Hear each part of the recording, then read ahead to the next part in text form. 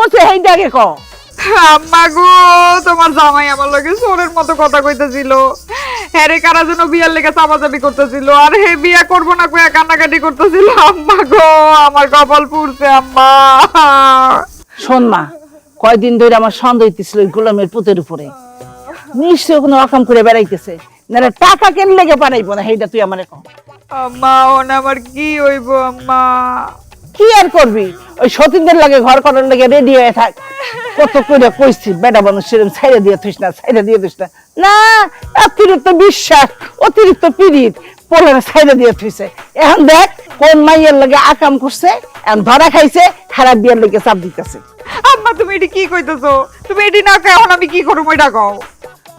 বছরের একটা দিন ঘুরে ফিরে আমার জন্মদিন আসে, আহারে আমার কত আশা ছিল আমি একটা কেক কাটবো, কেক কেটে আমি লাইভে যাবো, সব ভিউয়ার্স আমারে দেখবো। তোর এই জামাই লেগে ওই গোলামের পুতের লেগে কিচ্ছু আমার হইলো না। আম্মা আম্মা এদিক দিয়ে আমার সংসার ভেঙে যেতেছে, আর তুমি আসো তোমার জন্মদিনের কেক কাটা লইয়া না। ওরে কেমনে বাঁচাম আম্মা এইটা কও। আমি সতীনের ঘর করতে পারুম না। এই মোবাইলটা দিতে আমার কাছে। আমার কি হইলো?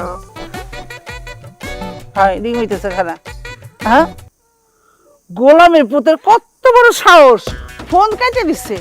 আমি ফোন করছি আর ও ফোন কাটতে দিচ্ছে। আম্মা মনে হয় বিয়েটা পড়াইতেছে আম্মা।